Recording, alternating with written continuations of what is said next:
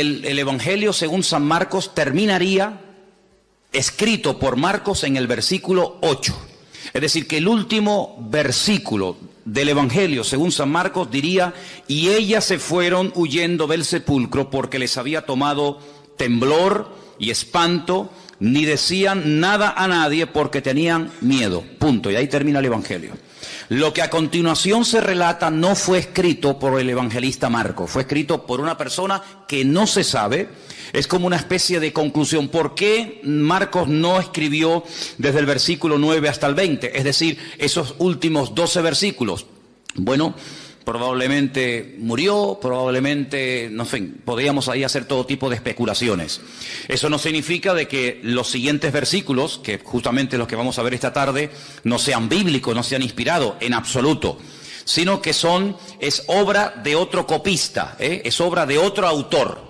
El estilo, en castellano no se aprecia mucho, pero en el idioma original se aprecia que el estilo, el lenguaje, desde el capítulo 1, verso 1, hasta el versículo que les acabo de comentar, 16:8, es uno, y a partir del versículo 9 hasta el final es como si fuera otra persona el que escribió el resto del Evangelio. Y es que efectivamente fue así, fue otra persona, no Marcos, sino otro escritor, el que escribió, repito, desde el versículo 9 hasta el versículo 20. No es algo que cree ningún problema, sino simplemente a modo de información, por si algún día alguien se lo comenta, pues si no, si yo la sabía, no me estás descubriendo nada nuevo, ya eso ya lo sabíamos nosotros porque ya lo hemos oído en la iglesia. Muy bien, entonces, si empezamos desde el versículo 9, vamos a encontrar que la primera persona que vio a Cristo resucitado no fue un hombre, no fue un discípulo, no fue un religioso, sino fue una mujer. Como yo siempre he dicho, y es lo que creemos y siempre lo seguiremos creyendo porque es así, en la Biblia no hay casualidades, en la Biblia no hay errores, nada sobra, nada falta, todo tiene una razón de ser. Incluso textos, cosas, historias, parábolas, etcétera, que leas y que no entiendas, bueno, el que no lo entienda no significa de que no sea de Dios. Todo siempre tiene una razón de ser. Colores, animales, números, lugares, nombre, etcétera, etcétera. Todo tiene una razón de ser. ¿Por qué el Señor no decidió cuando resucitó, por ejemplo, aparecérsele a la primera persona que fuera un hombre, digamos Juan, el discípulo amado, la persona que más cerca vivió del Señor? Lo podía haber hecho, ¿sí o no? Pero no lo hizo así. O a Pedro, o a Tomás, o a un grupo de discípulos. ¿Por qué a una mujer? Bueno, en aquellos tiempos y durante muchos siglos, el testimonio de una mujer no tenía ningún valor. Ninguno. Cuando se hacía un juicio, si se llamaban a mujeres como testigos, el testimonio de las mujeres en juicio no tenía ninguna credibilidad. No se aceptaba el testimonio de una mujer. Tal vez por eso el Señor dijo, bueno, eso es lo que ustedes dicen. Esas son vuestras tradiciones. Esas son vuestras costumbres y vuestros prejuicios humanos. Pero yo lo voy a hacer al revés de como ustedes lo harían.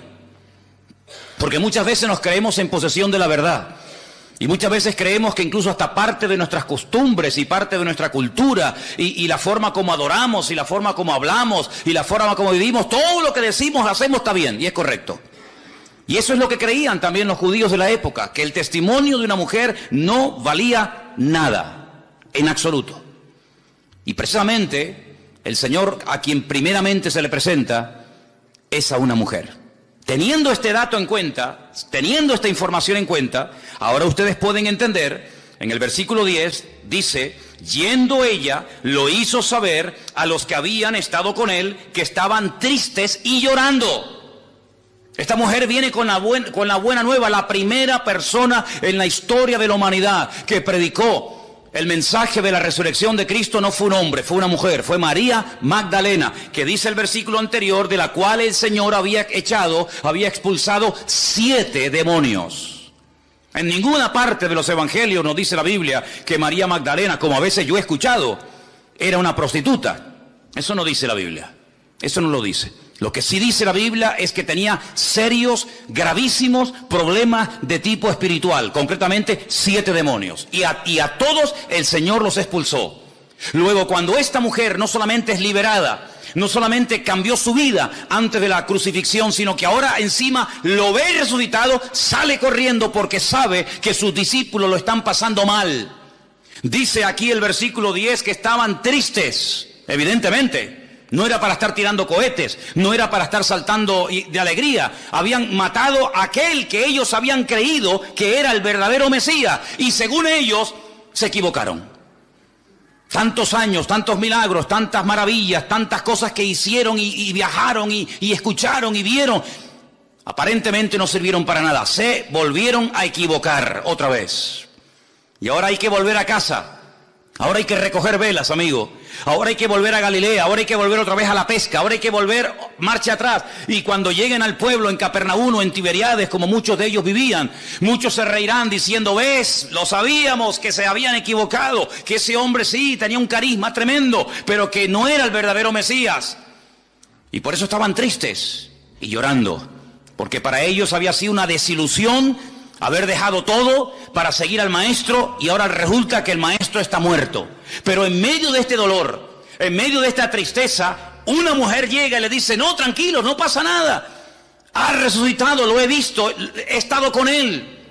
Pero ahora pueden entender por qué dice que ellos oyeron que vivía, que ella lo había visto, pero dice, no la creyeron. ¿Por qué? Porque ellos tenían en su mente que, por muy verdad que fuera, jamás un judío aceptaría el testimonio de una mujer. Y además, no tenía otro testigo que pudiera corroborar su versión, sino que encima era una sola y encima mujer. Por lo tanto, lo que decía no servía para nada. Seguían en su tristeza, seguían en su desánimo, en su depresión. Y aunque el Señor ya estaba vivo, ellos seguían sufriendo por algo que ya había desaparecido, por un problema que no existía. Pero cuando creemos en una mentira, la mentira nos esclaviza y la mentira nos impide gozarnos en el Señor. El Señor estaba vivo, ya el diablo había sido derrotado, ya había ido a la presencia del Padre, ya se había presentado con sus manos ensangrentadas, ya el precio del pecado estaba comprado, anulado. Pero sin embargo ellos seguían sufriendo por algo que no tenía ningún sentido, seguir sufriendo y seguir llorando. Entonces el Señor dice: muy bien, no habéis creído al testimonio de una mujer porque vuestros prejuicios son tan tremendos que os impiden aceptar el testimonio de María Magdalena, cuando es una de las mujeres más fieles que ha tenido el Señor durante su ministerio. Muy bien, vamos a hacerlo de una manera diferente, a ver si ahora creéis y aceptáis el testimonio. Versículo 12. Pero después se apareció en otra forma a dos, ya no a uno, sino a dos, no dos mujeres, sino a dos de ellos. ¿No vais a hacer caso a las mujeres? Muy bien, ahora voy a tomar a dos de ustedes, hombres, y si no creéis a uno, tenéis que creer al otro. Ellos iban caminando, yendo por el camino. En otra parte dice que iban por un camino llamado Emaús. Ellos fueron y le hicieron saber a los otros, y ni aún a ellos creyeron. Entonces ya no es problema de que era una mujer sola. Ya no es problema de que son solamente dos hombres. Es problema de que no queréis creer. Ya no es problema de que no, es que nos habló una mujer y nosotros no podemos aceptar el testimonio de una mujer. No. Tu problema no es ese. Tu problema es que tú te niegas a cambiar. Tu problema es que tú no aceptas ni mujeres ni hombres, aunque sean 1000 los que vengan a dar testimonio. Ustedes se han cerrado en banda y ustedes bajo ningún concepto van a aceptar el testimonio de nadie. Fíjate hasta qué punto estaban endurecidos, que ahora lo vamos a ver, que en una ocasión uno de sus discípulos, no uno de la calle, no un enemigo del Señor que los tenía, sino uno de ellos dijo: hasta que no lo vea, hasta que no lo toque, no voy a creer. Así que a mí me podéis dar testimonios, a mí me podéis dar estudios, a mí me podéis dar todas las palabras que queráis, hasta que yo no toque, hasta que yo no meta mi dedo en su costado y vea sus heridas y yo lo vea, yo no voy a creer. Ahora pueden entender en el versículo 14, cuando dice: finalmente, no habéis aceptado el testimonio de María Magdalena porque decís que es mujer. Bien, tampoco habéis aceptado el testimonio de dos de vosotros. Muy bien, finalmente se apareció a los 11 mismos. Se apareció a los 11 mismos estando ellos sentados a la mesa, y ahora viene el reproche. Les reprochó su incredulidad y su dureza de corazón. Otra versión dice: les echó en cara semejante actitud. Si creen ustedes que una actitud de desobediencia o de incredulidad pasa desapercibida ante los ojos del Señor, nada más lejos de la realidad. Dudar de las palabras, dudar de lo que Dios ha dicho, cuestionar su resurrección. Dice que les reprochó su dureza de corazón y su incredulidad. Ahora vuelvo a repetir. No estamos hablando de escribas y fariseos incrédulos que siempre estaban buscándole las cuatro patas al gato y tratando de desprestigiar y de desacreditar al Señor o a sus discípulos o a sus milagros. Incluso a veces veían milagros y decían, bueno, esto lo hizo el príncipe de las tinieblas, Belcebú. Es que está loco, es que esto y es que aquello. No, cuidado. Estamos hablando de discípulos, de personas que ya saben de qué va el mensaje del Señor.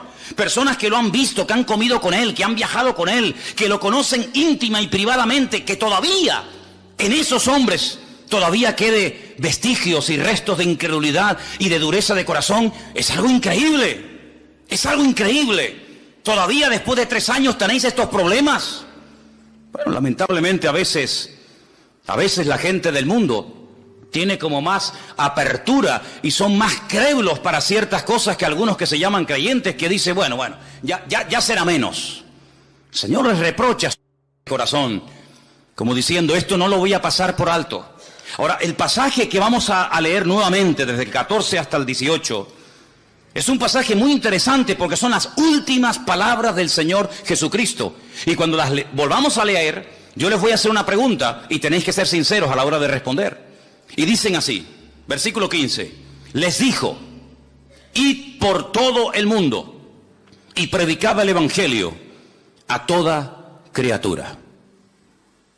Jamás Dios había dicho dado este mensaje, este mandamiento a ningún hombre. Al único profeta que le dijo, sal de tu tierra y vete a otro país, a otra cultura, a otra nación a predicar, fue al profeta Jonás, y todas las pegas que puso ya las conocemos.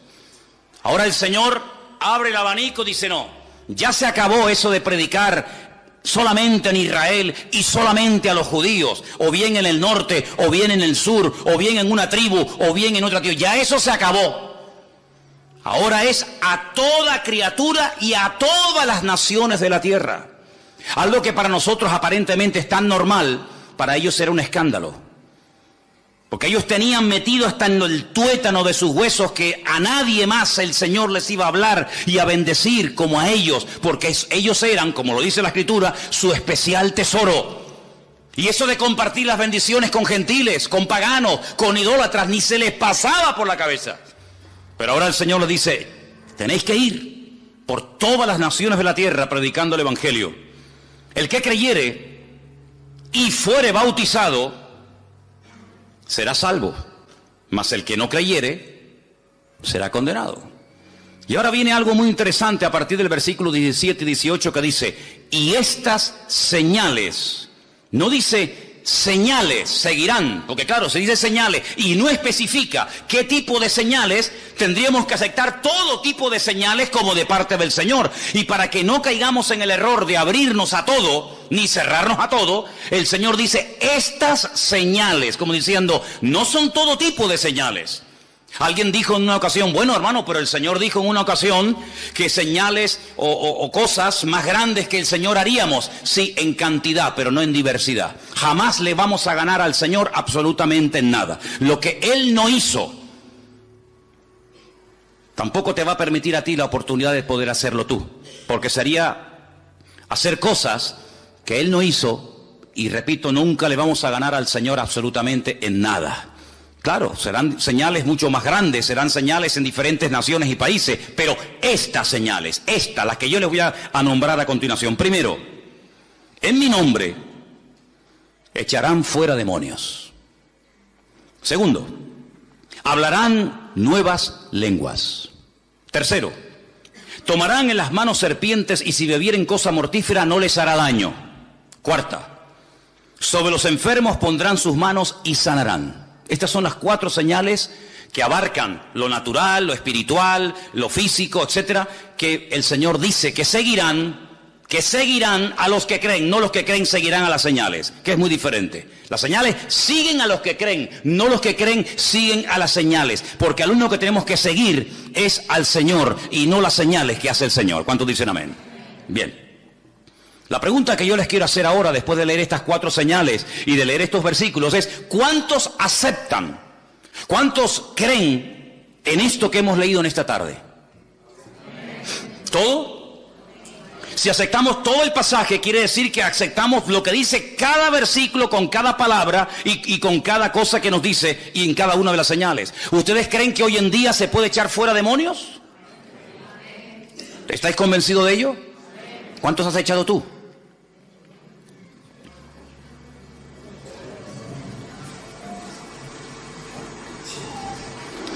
¿Tú crees que hoy en día una persona puede hablar en otras lenguas? ¿O en lenguas nuevas, como dice aquí? Entonces, ¿por qué no hablas tú nuevas lenguas? ¿Tú crees que hay una protección espiritual y no es literal, que ahora me voy a tomar un litro de lejía delante de vosotros para que veáis que no me pasa absolutamente nada? Quiero decirles que aunque os resulte sorprendente o incluso hasta os puede dar la risa, en el sur de Italia, estoy pensando en Italia, en el sur de los Estados Unidos hay una zona que se llama The Veil of God, que es el cinturón de Dios, que es donde por metro cuadrado hay más iglesias evangélicas de todas las naciones del mundo. Es una detrás de otra, una detrás de otra, una detrás de otra, una detrás de otra. Y en muchas de esas congregaciones, no en todas, en muchas de esas congregaciones hay una reunión, un culto, que es una de las más importantes de la semana y consiste en llevar cajas llenas de serpientes de cascabel. Y las sueltan en la iglesia. Y la gente las coge, los niños juegan. Llévale unas cuantitas a los niños de la escuela dominical para que se entretengan. Toma, dale a Lugier una. Claro, lo que no cuentan es que el cementerio que está detrás de la iglesia está lleno de los miembros de la iglesia que han sido picados y muertos por ella, ¿no? No es algo literal, ¿verdad? No es algo literal, pero esto nos habla de que hay una protección sobrenatural. No vamos a entrar a tentar a Dios, pero evidentemente el Señor nos está diciendo que hay una cobertura, hay una protección espiritual. ¿Por qué? Porque nos movemos en el mundo espiritual. El mundo espiritual es tan real como el mundo en el que nosotros vivimos y cotidianamente nos movemos en él. Nuestra lucha no es contra sangre y carne, sino contra principados, contra potestades, contra gobernadores de las tinieblas de este siglo, contra huestes espirituales de maldad en las regiones celestes. Hay demonios, hay principados, hay gobernadores, detrás de esa depresión, detrás de esa continua inclinación al pecado, detrás de ese deseo irresistible de volver otra vez a las andadas, de volver al vómito, a veces puede haber demonios. Aunque tú no le des la importancia ni lo creas, me da igual. Pero muchas personas todavía siguen siendo esclavos de ataduras espirituales, pero como no lo aceptan, ni lo creen, y encima dicen: es que yo nunca he creído en eso, a mí nunca me enseñaron eso, como si eso te escudara, y eso, digamos, te diera libertad para decir que no crees en eso. Pero detrás de muchas situaciones familiares, económicas, físicas, espirituales, etcétera, etcétera, hay auténticas opresiones demoníacas. Y dice la palabra de Dios, y nos da muchos ejemplos. La Biblia dice que una vez en un culto, hermano, en una sinagoga, en los tiempos del Señor Jesucristo, Lucas observó, y Lucas era médico. Por lo tanto, él no es una persona que espiritualiza cualquier situación, sino que él reconoce que allí en ese culto, ese día, había una mujer encorvada, dice que de ninguna manera se podía enderezar. Y lo está hablando, diciendo un médico. De ninguna manera se podía enderezar. Eso quiere decir que probablemente esta mujer intentó de toda forma, con la medicina, con la homeopatía, con gimnasia, con esto y con aquello, enderezar su columna, dice, y no se podía enderezar, porque tenía espíritu de enfermedad. Eso yo no lo he escrito, eso está en la Biblia. Y hasta que el Señor no la desató, no habla de una liberación, que es otra cosa, sino hasta que no la desató, la mujer no se podía enderezar. Iba al culto, escuchaba la palabra, alababa al Señor, ofrendaba, diezmaba, lo que tú quieras, pero no se podía enderezar hasta que el Señor puso las manos sobre ella y le dijo aquella famosa frase de: mujer, quedas libre de tu enfermedad. Y dice que al instante se enderezó y comenzó a glorificar a Dios. Bueno, y el Señor dice: a esta hija de Abraham que Satanás tenía atada por 18 años, ¿no le voy yo a desatar aunque sea día de reposo? ¿O es que acaso es más importante el día de reposo que ayudar y bendecir y desatar una vida? Lo cuestionaron, lo criticaron, pero así fue. Entonces te das cuenta de que hay personas que tienen ataduras espirituales en su vida que a veces ni son conscientes de que las tienen. A veces los que les observan son más, están más propensos a entender el trasfondo espiritual que está detrás de esa situación, aunque aparentemente es un problema físico, pero no lo es así. Y eso está en la palabra de Dios. La Biblia nos enseña que cuando Pablo iba al río donde había un culto de oración, porque había muy pocos judíos en la ciudad donde vivía una tal Lidia, la Biblia nos enseña que una joven, una chica salía y aparentemente le hacía una publicidad maravillosa al apóstol Pablo y a Silas que iba con él. Estos son siervos del Dios Altísimo. Bueno, ¿qué hay de malo en eso? No, cuidado. La Biblia dice que esto le desagradó a Pablo después de muchos días y dice que se volvió y reprendió al demonio que salió de ella. Y más adelante dice porque tenía espíritu de adivinación. Y automáticamente la chica perdió ese don, esa facultad de poder no profetizar sino adivinar. Y dice la Biblia que se montó un revuelo en aquella ciudad tremendo, que los metieron en la cárcel y todos conocéis la historia. Luego, no siempre, pero a veces detrás de una enfermedad, detrás de una depresión, detrás de una caída y otra, a veces hay problemas de tipo espiritual. Y a veces hay personas que no son libres porque no aceptan el ser tratados en ese área o porque no creen en ese área. Y así les va, y así están toda la vida con lo mismo.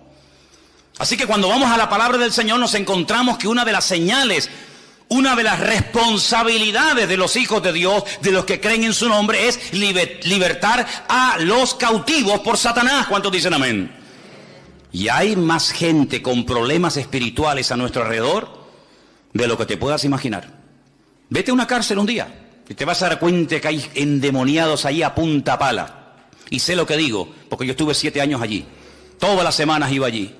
Y teníamos en un comedor una reunión. ¿Y cuántas veces nos llamaron por la megafonía los funcionarios para que fuéramos a una celda a atender a una chica que supuestamente le había dado un ataque epiléptico? Y los funcionarios estaban asustados porque no sabían ni por dónde meterle mano a la criatura aquella. Y llegábamos, se le ministraba y fuera en el nombre del Señor libre. Porque esa es una de las señales que seguirán a los que creen en su nombre. Por eso les preguntaba, ¿usted cree en esto? Sí. Entonces, ¿por qué no se ve esa señal en su vida? Porque para algunos este tema es una teoría y hasta incluso en algunos casos dice, ay, a mí esos temas me dan miedo. Pero sin embargo te pregunto otra cosa y eres un fiera y entiendes de todo. Pero sin embargo lo que deberías de entender y ser algo normal en tu vida, lo ves como algo tan lejano y tan extraño. Incluso he llegado a oír a algunos predicadores y maestros que dicen, bueno, esas señales eran para los tiempos de Cristo. Eran las señales que iban a acompañar para darle credibilidad y para darle valor a los discípulos. Pero cuando todos murieron, Pedro, Jacobo, Juan, Santiago, Tomás, etcétera, etcétera, esas señales se acabaron. ¿Dónde está escrito eso? Por favor, que alguien me diga dónde dice la Biblia que cuando murieron los discípulos, con ellos murió el poder de Dios. Habrán muerto los discípulos, pero Dios no está muerto. Él está vivo y vive por los siglos de los siglos. Amén. ¿Cuántos lo creen? Por lo tanto, es una señal. Pero no solamente esa señal dice que seguirán a los que creen en su nombre, sino dice la Biblia que incluso los que creen en su nombre hablarán nuevas lenguas. Lenguas que no aprendieron en una academia. Y esta evidencia se ve en todo el libro de los Hechos, no una, ni dos, ni tres, varias veces se ve como otra evidencia que hay. Y era algo tan normal en aquellos siglos que hay capítulos enteros en la Biblia. Por ejemplo, Primera de Corintios capítulo 14, donde te habla acerca de cómo moverse y cómo entender y cómo ejecutar este don que Dios le ha dado al pueblo de Dios. Ahí está. Hay una protección sobrenatural sobre los hijos de Dios, sin lugar a duda. No te quedes duda. Las veces que el diablo habrá querido matarnos, ni nos imaginamos. Cuando lleguemos a la presencia del Señor nos vamos a llevar muchas sorpresas de que aquello que pasó no fue casualidad, sino que era que el enemigo quería destruirnos, incluso en algunos casos desde pequeñito, desde el vientre de nuestra madre. Pero el Señor nos protegió y el Señor siempre estuvo cuidándonos y no nos dimos cuenta, pero algún día el Señor nos pondrá la película de nuestra vida y nos vamos a dar cuenta de muchas cosas maravillosas que ocurrieron en el mundo espiritual y que el Señor nos protegió de ellas, incluso hasta de la misma muerte. Y dice aquí que otra de las señales que seguirán a los que creen en su nombre, que pondrían las manos sobre los enfermos y sanarían. ¿Es bíblico hoy en día que se puedan orar por enfermos? Si no es bíblico y no se puede hacer, y esto acabó porque era de la era primera del cristianismo, quiere decir que los pobrecitos que estén enfermos hoy en día, pues que se vayan muriendo uno detrás de otro. Sin embargo, en esta iglesia ya aceptamos como algo normal el que en un culto, como por ejemplo el jueves, 2 personas hayan contado auténticos milagros de cómo el Señor ha obrado en sus vidas y una hermana, como contaba el jueves, no perdió su vista. Cuando le decían que iba a ser vaciado su ojo y la cuenca iba a quedar sola. Y también el otro testimonio también del jueves, que era el de Maxi también, cómo Dios protege. Entonces, nuestro Dios no ha cambiado. ¿Quién ha cambiado entonces? ¿La Biblia? No, sigue siendo la misma. Si Dios no ha cambiado, si la Biblia es la misma, si el Evangelio es el mismo, ¿por qué a veces hay creyentes que no levantan cabeza? Creyentes, acabo de decir, y no me equivoqué. Creyentes, familias de creyentes, que siempre están, cuando no es una cosa, es otra. Cuando no es una duda, es un dolor. Cuando no es un dolor, es una enfermedad. Cuando no es una enfermedad, es una depresión. Y yo digo, no es atractivo el cristianismo que muchos viven. El cristianismo que vivimos nosotros tiene que ser atractivo. La gente tiene que tenernos envidia a nosotros, y no nosotros envidia de ellos. Nuestra vida tiene que ser de tal manera que lo sobrenatural tiene que ser lo normal. ¿Cuántos dicen amén? Lo normal. La paz, el gozo, la bendición. Eso tiene que ser lo normal en la vida de un hijo de Dios. Por eso yo preguntaba, ¿ustedes creen que estas señales siguen en vigor hoy en día? Pero todo empieza, no con las señales, sino con un imperativo. Id por todo el mundo y predicad, ¿qué? El Evangelio. Nunca le dijo el Señor a Isaías, a Moisés, a Abraham o a cualquier personaje de la antigüedad, vayan por todas las naciones predicando. No. Era como una especie de pueblo hermético, donde ellos sabían lo que habían recibido, pero en muy pocas ocasiones no le hacía ninguna gracia, créame, no le hacía ninguna gracia el abrirse y compartir las bendiciones y el conocimiento de la palabra de Dios con otras gentes. Miren cómo trató, por ejemplo, Eliseo a Naamán. No le hizo ni caso. No le hizo ni caso. Lo cual no fue bueno, lo cual no fue correcto. Que Dios obrara y que hiciera un milagro, gloria a Dios. Pero no es correcto que un hombre venga pidiendo ayuda y no vayas ni a la puerta a decirle buenas tardes, bienvenido. Pero era la forma normal. El mismísimo Señor Jesucristo, durante un tiempo en su ministerio, él dijo, yo he venido a las ovejas perdidas de la casa de Israel. Y cuando manda a sus discípulos delante de él, hay una orden que a veces no se percata la gente que la dio, pero dice, no vayáis por caminos ni por ciudades de gentiles. Porque ahora no es el momento de entrar en confrontación con gentiles. Llegará el momento cuando tendréis que ir por todas las naciones, pero ahora yo he venido a algo concreto y específico. Dice, a lo suyo vino y los suyos no le recibieron. Una mujer que no era judía tenía una hija con problemas de tipo espiritual. Ella sabía que su religión iba a ser inútil la ayuda. Y ella insistía. Y el Señor se le queda mirando y le dice, oye, no está bien que yo coja un pan y se lo dé a un perro. ¿Cómo? ¿Qué le acabas de llamar? ¿Perro? ¿Sí? Si no está bien que yo coja el pan de los hijos y se lo dé a una perra. Y la mujer dijo, sí, tienes razón. No es normal que se coja un pan, un plato de comida que es para los hijos y se le dé a los perros. Pero también los perros tenemos derecho a comer, aunque sea una migaja. No se ofende porque para ella era normal el trato de desprecio, el trato de rechazo. No era el momento para entrar en territorio gentil. Eso sería para otro momento de la historia. Ella acepta, pero ella dice, bueno, pero por lo menos atiéndeme, hame algo, tírame aunque sea un hueso. Y el Señor le dice, tu hija ha sido liberada en este mismo momento. ¿Qué te parece, amigo? Cuando él se va a tierra de los Gadarenos, tierra que no pertenecía al pueblo de Israel, y allí lo expulsan, allí lo echan, porque dice la Biblia que él echó fuera demonios de la vida de un hombre llamado el endemoniado Gadareno, y aquella piara de cerdos se precipitó en el mar de Galilea. La Biblia dice que salieron los habitantes y le dijeron, vete de aquí, fuera, si no llevas ni 5 minutos ya se han muerto 2000 cerdos, este hombre lo tenemos aquí un día entero y nos destruye el pueblo. Vete de aquí. El Señor no discutió, el Señor no dijo, no, yo de aquí no me voy, sino el Señor dijo, muy bien, yo me voy, pero tú que estás empeñado en venir detrás de mí y en ser un discípulo mío, no te lo voy a permitir, sino quédate aquí y vete por las calles, vete por la ciudad de los Gadarenos y cuéntale cuán grandes cosas ha hecho el Señor contigo. Dejó ahí una luz, dejó ahí un testimonio. Ahora, ese tiempo en el cual solamente a ellos se les hablaba, solamente a ellos se les aparecía el Señor o el Señor les daba revelación, ese tiempo se acabó, amigo. Ya no estamos en ese tiempo. Ahora hay un imperativo, ahora hay una orden, ahí la tenéis. Id por todo el mundo y predicad el Evangelio. La pregunta es, ¿y qué es el Evangelio? Porque si la orden es predicar el Evangelio a toda criatura, y ahí vi otras fotos, ¿verdad? Pues, ¿qué es el Evangelio? Porque todos los que son creyentes tenéis que saber alcanzar a todo ese tipo de personas, de razas, de tribus, de pueblos, de naciones, porque es una orden, es un imperativo, es un mandato del Señor a todas las naciones de la tierra, predicar el Evangelio. ¿Usted sabe predicar el Evangelio? ¿Sabe lo que es el Evangelio? ¿Qué es el Evangelio? Ven a mi iglesia, te invito el domingo a la tarde, toma una tarjetita y escucha al pastor. Eso no es el Evangelio, eso es una invitación. ¿El Evangelio qué es? Quítese esto del cuello, quítese aquello, quítese tal, quítese de cual y venga a mi iglesia. Eso no es el Evangelio. Hay gente que no saben evangelizar y llevan toda la vida en la iglesia. Es más, hay creyentes que son unos pesados cuando hablan del Señor. Son unos auténticos palizas. Porque hablan y hablan y hablan y hablan y hablan y hablan y hablan, pero no predican el Evangelio, porque no saben ni siquiera lo que es el Evangelio. Cuentan su testimonio, cuentan su vida, cuentan que le pasó esto, cuentan que le pasó lo otro, que lloré un día y no sé qué, pero que eso no es el Evangelio, hermano y hermana, que eso no es el Evangelio. ¿Qué es el Evangelio? Contar su vida, sus problemas, cómo el Señor... No, eso no es el Evangelio, son testimonios, son experiencias personales, pero muy poca gente, créanme, sabe predicar el Evangelio. No saben hacerlo, porque en el fondo dice, bueno, ¿el Evangelio qué es?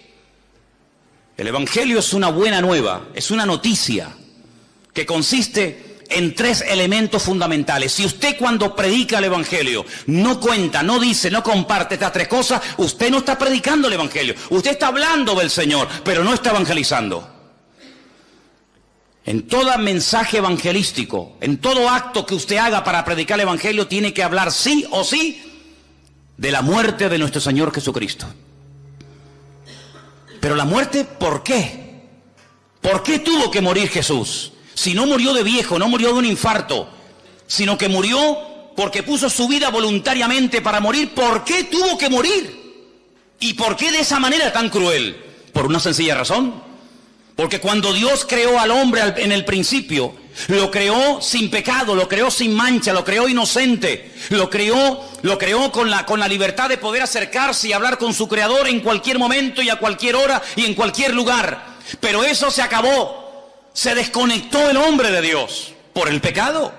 Satanás vino, tentó al hombre, tentó a la mujer. Los dos cayeron, los dos se desconectaron de Dios. Los dos salieron del gobierno, de la protección de Dios. Y ya no podía hablar el hombre directamente con Dios. Ahora había que presentar sacrificios ¿de qué? ¿De qué? De animales. De animales. ¿Qué pinta un animal en mi relación con Dios? Es que cada vez que vayas y mates un animal, y cada vez que veas la sangre de ese animal derramado, número 1, tienes que entender que sin sangre sin derramamiento de sangre no hay remisión de pecados. La única forma de que el pecado se borre es con sangre. Pero si los animales no borran el pecado, ¿para qué derramar sangre de animales? Es como una pérdida de tiempo. No, es simplemente una preparación para que cuando se derrame su sangre, que es la única que puede perdonar nuestros pecados, la sangre de Cristo, estéis preparados y sepáis de qué va el tema. Segundo, cuando sacrifiquen un animal, quiero que entiendan que tu parte animal, tu parte carnal es la que ha salido a flote y te ha desconectado de la presencia de Dios. Te has comportado como una auténtica bestia, te has comportado como un animal, y ese pobrecito animal inocente, cordero, oveja o lo que sea, ese animal está cumpliendo un papel sustitutorio, está muriendo en tu lugar, pero no sirve de nada porque la sangre de los toros y de los machos cabríos no puede perdonar los pecados. Es simplemente prepararte psicológicamente, mentalmente, para que cuando se derrame, cuando se ejecute el verdadero sacrificio que es el de Cristo, el Cordero de Dios, que quita el pecado del mundo, lo entienda y no te quedes con la boca abierta diciendo, ¿y esto de qué va? Así que cuando hables a una persona del Señor y quieras predicarle el Evangelio, tienes que decirle, Cristo murió por tu culpa, por tus pecados, por los nuestros, por los de toda la humanidad. Es como si Cristo dijera, mira, tú y tú y tú, todos tenéis que morir, pero yo no quiero la muerte del impío, dice la Biblia. Yo quiero que todos se salven y que todos procedan al arrepentimiento. Pero ¿cómo hacemos? Si la paga del pecado es la muerte, ¿qué hacemos? ¿Los perdonamos y van a seguir pecando? No. Yo lo que voy a hacer es ocupar vuestro lugar. Que mi Padre se desahogue conmigo y que derrame toda vuestra culpabilidad sobre mí. Y yo moriré por todos los crímenes, por todas las injusticias, por todas las barbaridades que se han cometido, que Dios me eche la culpa a mí. Y yo moriré por toda la raza humana, por los que murieron, por los que viven y por los que aún vivirán en el futuro. Yo voy a hacer un sacrificio una vez y para siempre. Bien, imagínate que la gente no entiende que Cristo murió por los pecados del pecador, que Cristo murió por nosotros. Pero murió. ¿Y ahora qué hacemos? La segunda parte. Hay que hablar de que la muerte no acabó con el Señor. La muerte no fue el fin, la muerte fue el principio. ¿Por qué? Porque la muerte dio paso a la resurrección. ¿Cuántos dicen amén? Porque sin resurrección no hay esperanza. Porque estamos creyendo en un muerto. Y los muertos, dice la Biblia, no tienen poder ni para hacer bien ni para hacer mal. Por eso la gente cuando consulta a los muertos se equivocan. La Biblia dice, no busques entre los muertos al que vive, porque Él ha resucitado. Si Cristo no resucitó, vana es nuestra fe. Y los que murieron creyendo que resucitarían, tampoco resucitarán. Porque si Cristo no resucitó, nadie tampoco resucitará. Luego Él murió, gloria a Dios por eso. Pero Él resucitó al tercer día. Bueno, gloria a Dios, está vivo. Pero ¿dónde está? Yo quiero verlo, yo quiero conocerlo. Yo he creído en Él. La tercera parte del Evangelio es que el que murió y resucitó al tercer día y nos llevará a su presencia y estaremos por la eternidad con Él. Eso es el Evangelio. El Evangelio no es contar que me dolía aquí y lloré y el Señor me sanó. Ese es su testimonio, hermano y hermana. Esa es su experiencia personal, pero eso no es evangelio. Esa es su experiencia. Y hay gente que comparte y bombardea a los demás con sus experiencias, con sus testimonios, pero no evangelizan. Y aquí de lo que se trata no es hablar de usted. Aquí de lo que se trata es de hablar de Él. Porque si hablamos de usted, la gente se puede quedar sorprendida. Pero si hablamos de Él, dice la Biblia que el Espíritu Santo tomará esa palabra, convencerá al pecador de su pecado y aceptará la verdad que es en Cristo Jesús, Señor nuestro. ¿Cuántos dicen amén? Por eso el Evangelio es la orden que tenemos todos de predicar. ¿A quién? A todo el mundo. A los de ISIS, a los del Daesh, que cortan cabezas a diestra y a siniestra, a los que violan niños. ¿A ellos sí o no? Porque dice la Biblia, ¿cómo creerán si no hay quien les predique? A los caníbales, sí, hermanos, también fueron en otros tiempos predicadores y misioneros a Guinea, Papúa y a otras partes del mundo a predicarle a los caníbales, y muchos se convirtieron, y también hay que decirlo, muchos misioneros perdieron la vida. Y no sé si ustedes saben aquel caso famoso de aquellos misioneros que fueron a esas islas del Pacífico y fueron devorados por aquellos caníbales. Pero tiempo más tarde esos caníbales se convirtieron al Señor. Y los hijos de aquellos que habían sido asesinados volvieron a aquellas islas y bautizaron y se abrazaron con aquellos que se habían comido a sus padres y a sus antepasados. ¿Por qué? Porque el Evangelio tiene un poder transformador, de tal manera que puede ser una persona que entendió el Evangelio y aceptó a Cristo. Las cosas viejas pasaron y aquí todo es hecho nuevo. El Evangelio tiene que cambiar nuestra forma de hablar, nuestra forma de pensar, nuestra forma de vivir, en algunos casos también hasta nuestra forma de vestir. El Evangelio es una revolución por dentro y por fuera. ¿Cuántos dicen amén?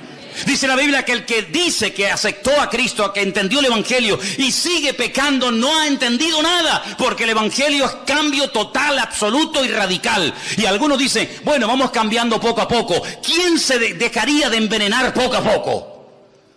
El pecado no se puede dejar poco a poco, porque el pecado tiene un poder tan impresionante de destrucción. Es una atadura tan envolvente que como tú quieras dejar de fumar poco a poco, de drogarte poco a poco, de mentir poco a poco, de dejar de prostituirte poco a poco, jamás serás libre, porque el pecado no se puede dejar poco a poco. Hay que ser radical, pero es que no puedo. Gloria a Dios, ha llegado al punto preciso, amigo. Pero tengo una buena nueva que darte en esta tarde. Todo lo puedes en Cristo que te fortalece. Es decir, si es verdad que dice la Biblia que todo lo puedo en Cristo que me fortalece, si es verdad las promesas del Señor, quiere decir que cuando yo sigo pecando y cayendo en lo mismo, no es porque yo sea una víctima, un pobre desgraciado, que no tengo poder y autoridad, no, sino es porque en el fondo de tu corazón tú no has interiorizado las verdades de aquel que te llamó de las tinieblas a su luz admirable, porque hay libertad total y plena en nombre del Señor, y no tienes que vivir con temor, y si caigo otra vez, y si peco otra vez, ni se me pasa por la cabeza, porque en Cristo soy una nueva criatura, y Él me fortalece y me ayuda, y no soy ahora la víctima, ahora la víctima es a Él. El diablo me tiene temor a mí, el diablo es el que tiene que huir de mí. ¿Por qué? Porque mayor es el que está en mí que el que viene contra mí. Dale un aplauso al Señor y dile: gloria a Dios, soy vencedor en el nombre de Jesús. Bendito sea Dios, bendito sea el Señor.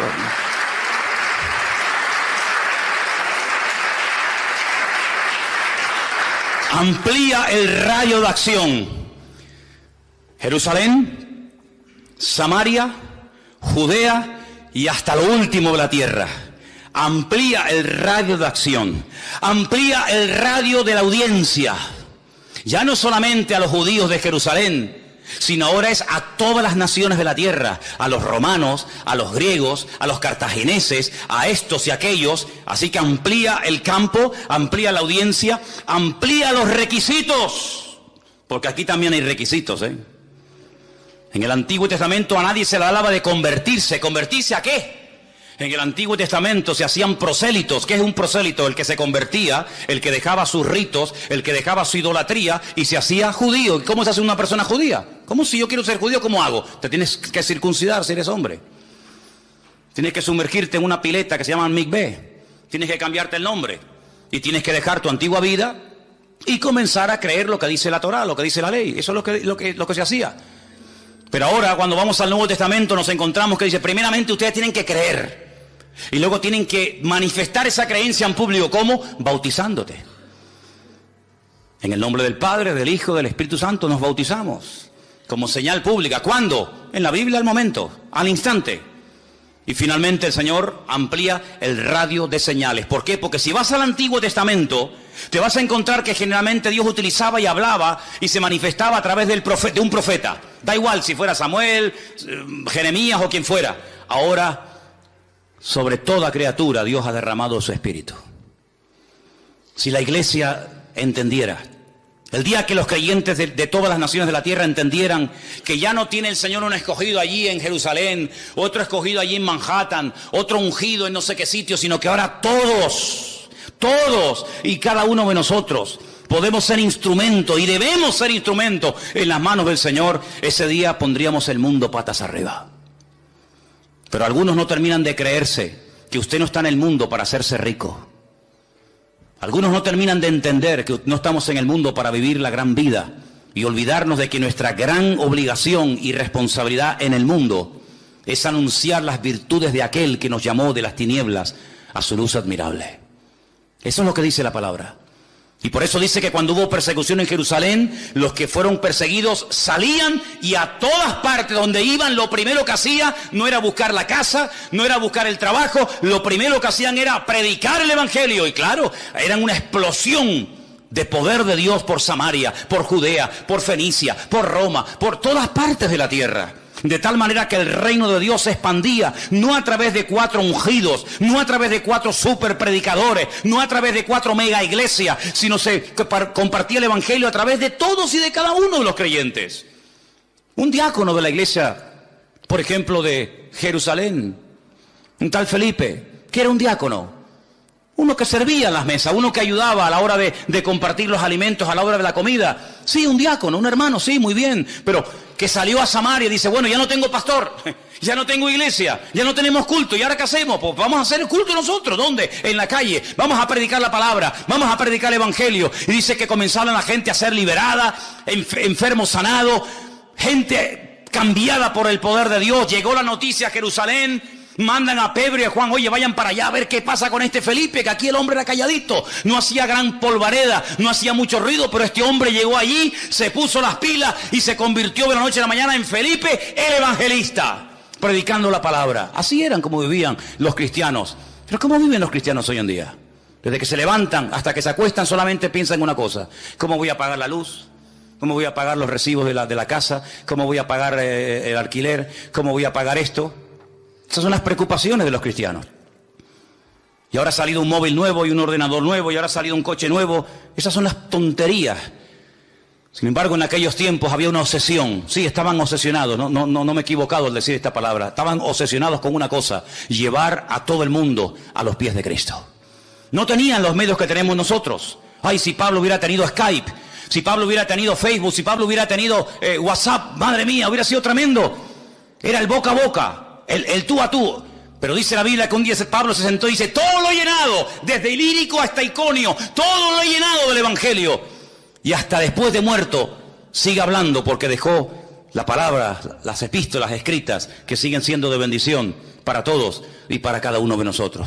¿No se desanimaba esta gente? ¿No se deprimían con persecuciones, con matanzas, con fieras de los circos romanos que los devoraban, con mujeres crucificadas, con niños aserrados por la mitad? No se deprimían, no se desanimaban. Parece que no. Parece que no. El fuego de Dios se había metido en sus corazones de tal manera que desde que se levantaban hasta que se acostaban era así: a ver a quién le hablo, a ver a quién le hablo, a este, al otro. Pablo lo meten en la cárcel. Uy, peor todavía, ganó a toda la cárcel para Cristo. Dice que allá había un preso llamado Onésimo. Y ahí hay un juego de palabras, porque la palabra Onésimo significa útil. Pero él le escribe una carta y dice: pero tú ¿qué haces aquí? No, es que yo soy un esclavo que me fugué de la casa de mi amo. Ah, entonces tú no eres Onésimo. Tú no eres una persona útil, tú eres un inútil. Tú tienes que volver a la casa de tu amo. ¿Cómo se llama tu amo? Mi amo. Dímelo, no tengas miedo. Mi amo se llama Filemón. Filemón, pero si yo abrí una iglesia en la casa de Filemón, tú eres esclavo de Filemón. No te preocupes, espérate un momento. Pablo escribe una carta y dice: Filemón, aquí te mando a este que te fue un inútil, pero que ahora te vas a hacer útil, porque yo le he puesto las pilas. Ahora te es útil a ti y a mí. A mí me gustaría quedármelo aquí conmigo porque me viene bien, pero te lo voy a mandar porque tiene que dar la cara y arreglar los platos rotos que ha quebrado, los tiene que arreglar. Te pido por favor que lo recibas como si me recibieras a mí. Yo sé que tú lo vas a recibir porque me vas a hacer caso en todo lo que yo te digo y vas a hacer más de lo que yo te digo. Y una cosa, Filemón, si en algo te defraudó, ponlo a mi cuenta. Si te robó, que seguramente te habrá tenido que robar algo, porque si no, ¿cómo llega hasta Roma? ¿Quién le pagó el pasaje? ¿De qué ha comido? ¿Dónde ha vivido el tipo este? Si algo te robó, ponlo a mi cuenta, pero escúchame una cosa: no te olvides que tú a mí también me debes mucho. Dios te bendiga. Es tremendo, ¿eh? Pablo, que cualquiera le va a pasar la factura a Filemón o a Onésimo. ¿Qué te parece? Dice: y este lo he engendrado en mis prisiones, hasta pariendo en la cárcel para el Señor. No te ofendas por la palabra que te voy a decir ahora, pero ¿cuándo fue la última vez que pariste? Pariste un alma para Cristo. ¿Saben? Hay hermanos que nunca han tenido esta experiencia. Hay hermanos que nunca han tenido el gozo de decir: a esta persona yo la hablé en la calle o donde sea y lo llevé a los pies del Señor, y hoy en día está sirviendo al Señor, predicando, cantando, adorando. Hay muchos, miles de creyentes en España, lamentablemente, que nunca han tenido esa experiencia. Y yo digo: ¿será imposible? No, es que ni siquiera se lo han planteado. Así que, amados hermanos, esta orden está en pleno vigor. Id por todo el mundo y predicarle. Pero hermano, yo no puedo ir por todo el mundo. Vale, no te preocupes. ¿Cuál es tu mundo? Todos tenemos nuestro mundito. Hay gente que su mundo es su carnicería. Otros su mundito es su estanco. Otro su mundito es... Cada uno tiene un mundo y en ese mundo tú ejerces una influencia. Hay gente que tú conoces que yo no conozco y viceversa. Gente que todos los días saludas y le hablas y nunca le has dado ni una tarjetita, ni un folleto, ni lo has invitado, ni has orado por él. Y te enteras que la mujer lo engañó, te enteras que el hijo se metió en la droga, te enteras que el otro día se murió un familiar de él. Hermano, aprovechemos las oportunidades, no seamos ovejas estériles y cristianos mudos. Es una tragedia. Porque si tú no hablas, la Biblia dice que pasará lo que podía ocurrir en aquellos tiempos donde se levantaba una torre en medio del campo y ahí se llamaba aquel hombre la atalaya. Al horizonte, el que veía si venía el enemigo. Y dice la Biblia que tenía una pequeña trompeta, un cuerno, y cuando él veía venir al enemigo en el horizonte, él la hacía tocar y decía: muchachos, prepárense que viene el enemigo. ¿Y cómo viene? Vienen armados hasta los dientes. Y dice que si la ciudad se reía de él y no aceptaba el mensaje, allá ellos, yo di la orden. Es como cuando a mí me decían, ¿tú hubieras estado dispuesto cuando estabas en la garita de guardia a disparar? Y digo yo, sin lugar a dudas. Porque allí en esa habitación están mis compañeros. Y si alguien venía a matar a mis compañeros, y en aquellos tiempos había muchos atentados en la ETA, y en uno de los cuarteles que yo estuve se hicieron varios atentados, y no tenía la menor duda, porque mi obligación era defender a mis compañeros. De hecho, una noche cuando me tocó entre 3:30, la tercera imaginaria, me tocó ir a revelar al que estaba en la garita. ¿Saben el famoso santo y seña, no? Garita, santo y seña. Me dice, digo, oye, ¿sabes el santo y seña? Yo digo una palabra, él tiene que decir otra o algo así, ¿no? Para que sepamos que él es mi amigo. Yo digo, perro viejo, y él me dice, guau. Si me dice, tararí que te vi. No, este no es de los nuestros, este es un enemigo. Yo le dije, Garita, santo y seña. Es que no me acuerdo, santo y seña, no me acuerdo. Dice así, ¡rac! Cargué el seme, lo metí así. Y le dije, o me lo das al amigo o te disparas bien. Se hizo todo encima el pobrecito. No, en serio, ¿eh? Y me dijo, caballo blanco, no sé lo que era. Digo, vale, amigo. Descargué, porque yo soy el responsable de cuidar a 5.000 hombres que están ahí adentro durmiendo, que tienen mujeres, tienen hijos y tienen cosas, y no le voy a permitir a ningún golfo que me venga a hacer un atentado contra mis amigos y mis hermanos. Eso era lo que hacía la atalaya en la Biblia. Es que Dios no es un pacifista, ¿eh? Es que Dios no es un pacifista. Él es Jehová de los ejércitos, por si no lo sabes. Y las cosas claras, el chocolate espeso. Atalaya, cuando veas al enemigo, suena la trompeta. Que se ríen de ti, la sangre de la ciudad no se te demandará. ¡Ay, amigo! Pero la escritura dice en el libro del profeta Ezequiel, si el atalaya se queda dormido y no da la voz de alarma, y viene el enemigo y mata niños y mata mujeres y viola un montón de personas, la sangre de toda la ciudad la demandaré de ese hombre, porque ese hombre no fue responsable, fue un irresponsable, y toda una ciudad murió por culpa de uno. Pues ese es el ejemplo que toma la Biblia para decirnos a nosotros, ¿sabéis lo que sois vosotros en Tenerife, en España, en el mundo? Atalayas, responsables de decirle a toda esta generación que no sabe ni por dónde ir, ni a quién creer, ni a qué agarrarse. Señores, ay, cómo me gustaría a mí hablar con el coleta. Cómo me gustaría hablar con el coleta, ¿eh? Este demonio disfrazado de oveja, porque eso es lo que es, un demonio disfrazado de oveja. La cosa buena que tiene es que las cosas que quiere hacer las dice. Pero me gustaría decirle a este, no, y también al otro, al de barba, a ese también, y al otro, y decirle, mira, vengan para acá. ¿Saben por qué ustedes sois incapaces? Y la imagen que estáis dando es vergonzosa a nivel nacional y a nivel mundial, porque los cuatro le habéis dado las espaldas a Dios, porque todos los mismos le habéis dado las espaldas al Creador, y en vez de doblar la rodilla, y en vez de buscar a Dios, y en vez de ir a las iglesias y pedir ayuda y sabiduría de parte del Señor, estáis peleando entre vosotros y vais a llevar entre todos el país a la ruina. ¿Pero por qué? Porque no creéis ni os agarráis al Señor, porque dice la Biblia, si alguno tiene falta de sabiduría, y evidentemente lo que falta en España es sabiduría, pero de la buena, pídasela a Dios y el Señor se lo dará abundantemente y sin reproche. Pero como no quieren dar su brazo a torcer, porque están peleando el uno contra el otro en vez de buscar el bien común, en vez de buscar de Dios, así nos va. Y ahora tendremos otra vez, Dios mediante, que ir a elecciones, y 280 millones de euros nos volverán a costar las dichosas elecciones, y volverá a pasar lo mismo. Cuando en un minuto, en la presencia del Señor, se podría arreglar todos los problemas y dificultades, pero tiene que haber mucha humildad, y tiene que haber no dureza de corazón, como dice aquí, no incredulidad, sino humildad de decir, Señor, no podemos, sí podemos, no, tienen que decir en sus mítines, no podemos, eso es lo que tienen que decir, no que podemos, habéis demostrado que no podéis nada, no podéis ni poneros de acuerdo entre vosotros mismos, y queréis arreglar un país. Pero hermanos, cuando un jovencito pastor de ovejas, cuando un don nadie aparentemente, el Señor lo ungió, el Señor lo levantó, fue un rey poderoso, fue un hombre usado por el Señor. ¿Por qué? Porque diga el débil, fuerte soy. Y cuando buscamos del Señor y nos agarramos al Señor, el Señor nos da sabiduría, nos da poder, nos da autoridad, y tenemos al enemigo a raya. Y eso es lo que tenemos que hacer, decirle a esta gente, mira, lo que tenéis que buscar es de Dios. ¿A cuántas iglesias han venido a pedir oración? Estos 4, a ninguna. Pues si viven en desorden, si algunos de ellos están viviendo en desorden. Y una persona que vive en desorden, Dios no lo puede usar.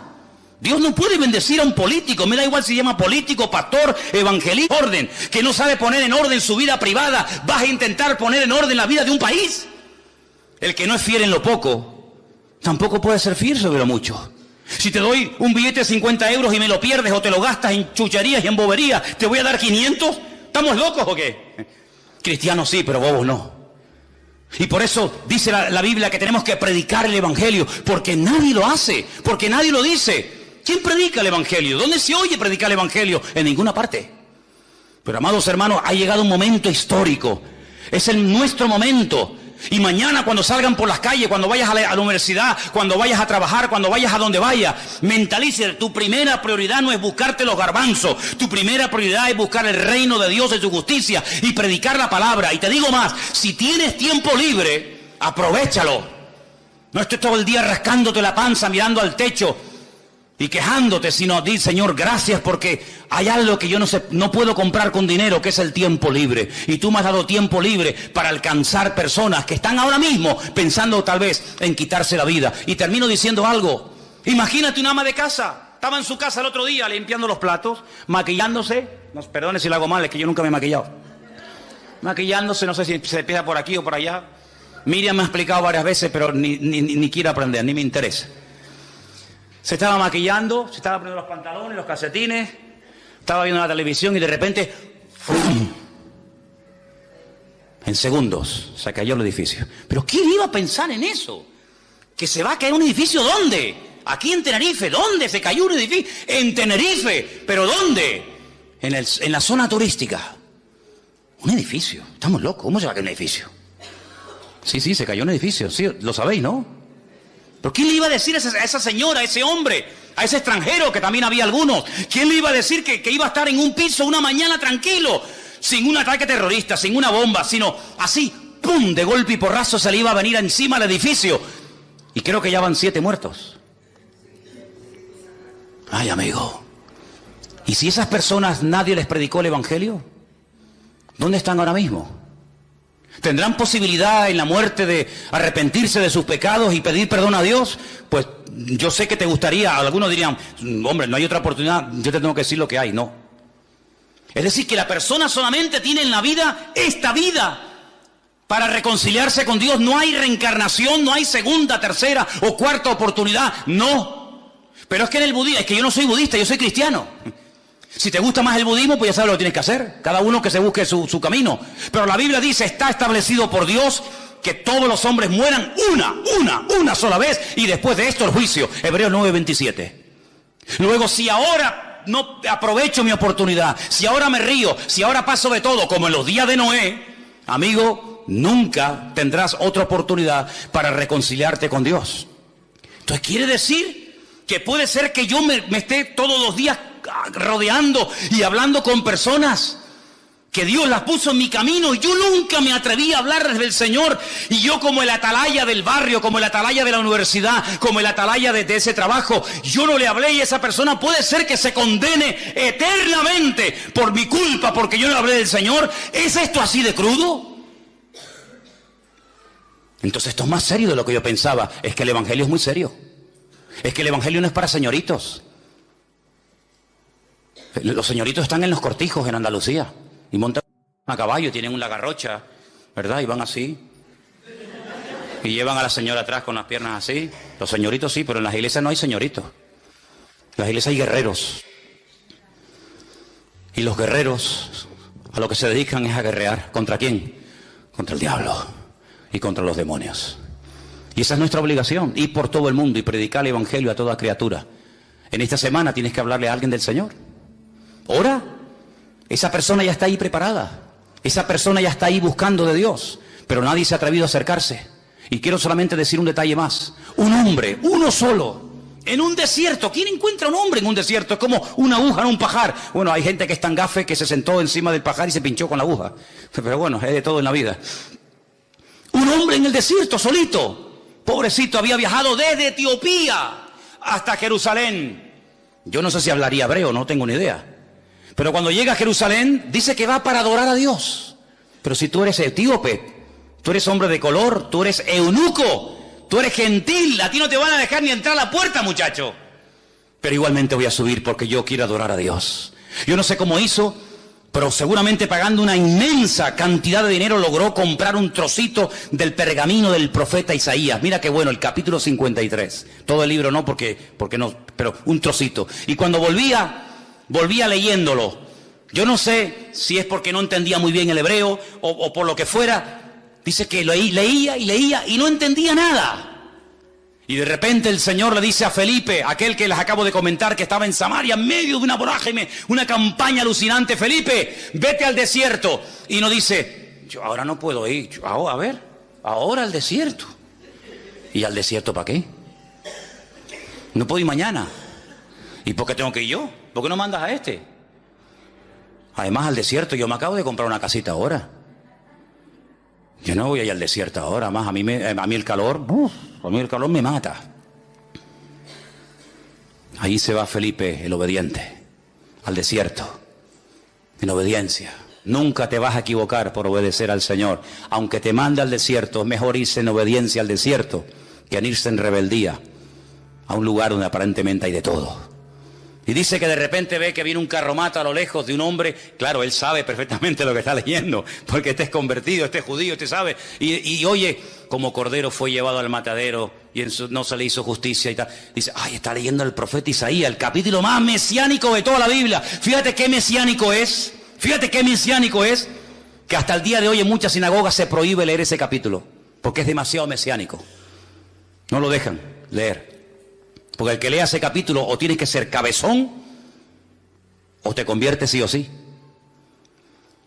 Tú entiendes lo que lees y le dice el etíope, ¿y cómo voy a entender esto si no hay alguien que me lo explique?